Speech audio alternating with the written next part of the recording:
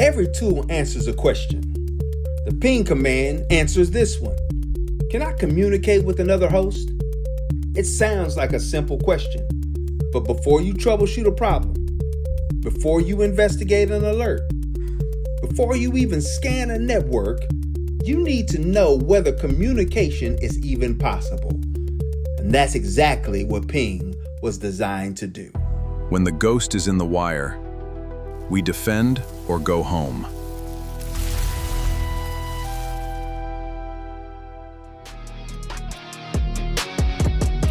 Ghost in the wire. Defend or go home. Ghost in the wire. Defend or go home.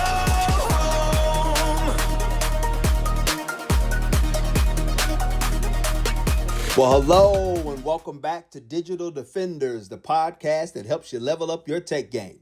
I'm your host, Mr. Nolan, aka the Intel Guy. And I don't know about you, but there's something about that song, Ghost in the Wire, Defend or Go Home, that gets me excited about working on networks.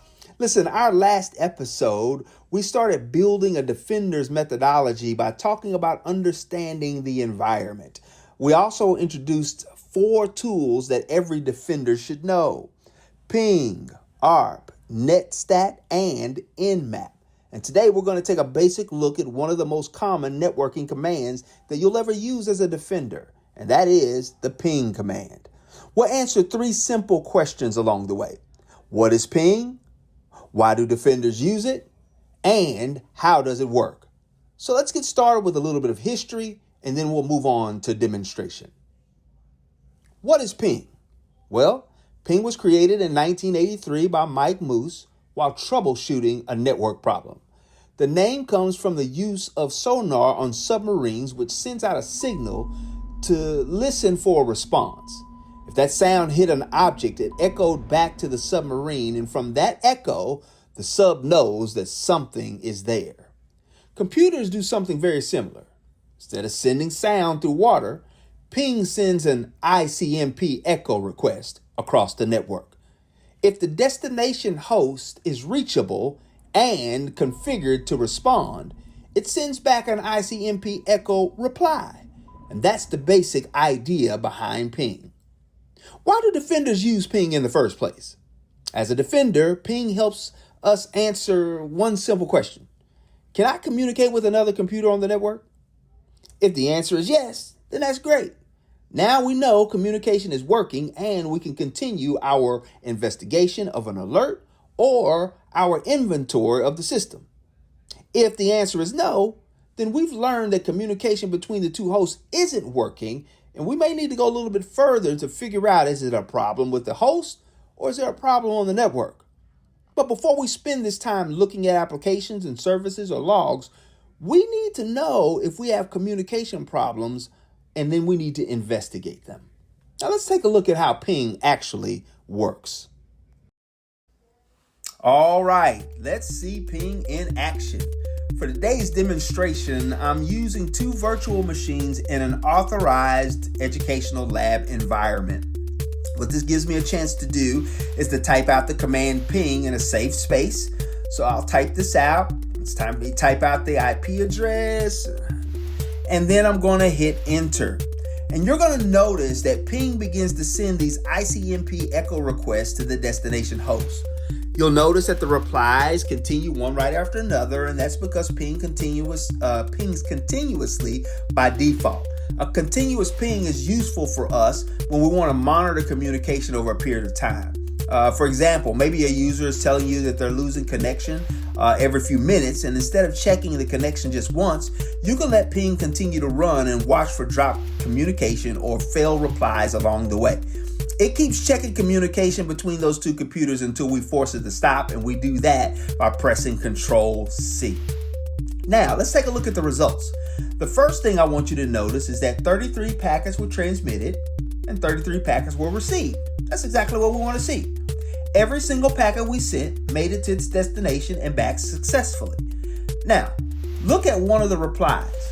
check out on the left-hand side, and you'll notice that there are 64 bytes from this particular destination host. Before ping can verify communication, it needs to actually send a small payload of data to that destination host. When the destination responds, it sends that data back. Seeing 64 bytes tells us that we've received a successful reply from the destination. And that's how ping confirms communication between the two computers. Now, continuous ping is helpful when we're monitoring communication over time, but most of the time I don't need ping to run forever. I just want to know if communication is working right now. And that's where the -C option comes into play. -C actually stands for count. By adding -C in the number 4, I'm telling ping to send exactly 4 echo requests.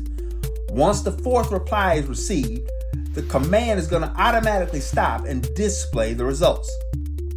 This is probably the version of ping you'll use most often as a defender because it's quick, simple, and it gives you the information you need without having to manually stop the command by pressing Control-C.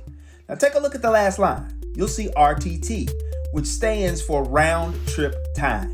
This tells us the minimum, the average, and the maximum amount of time that it took for our packets to travel from the source to the destination and back again. When I'm looking at ping results, the average is usually the first value that I'm really paying any attention to. In this example, the average round trip time is about 0.276 milliseconds. That's extremely fast because these two virtual machines are really communicating on the same local network. If that average suddenly became much higher, it would tell me that the communication between the two hosts is taking a lot longer than expected. Now listen, ping doesn't tell me what was causing the delay.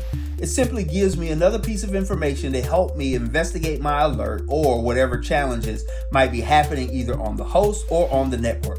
As defenders, our job isn't to guess. Our job is to gather information and let the evidence guide our steps along the way. So, what did ping teach us today? It answered one simple question. Can I communicate with another host? It doesn't tell us what operating system is running. It doesn't tell us what ports are open. It doesn't tell us what services are available. It simply confirms whether communication between two hosts is actually working. Every tool answers at least one question. Ping answers our first one. Can I communicate with another host or computer on the network? Listen, next time we'll answer another question by taking a basic look at the ARP command. Who is on my local network? Until next time, keep learning, keep training, and remember, defend or go home.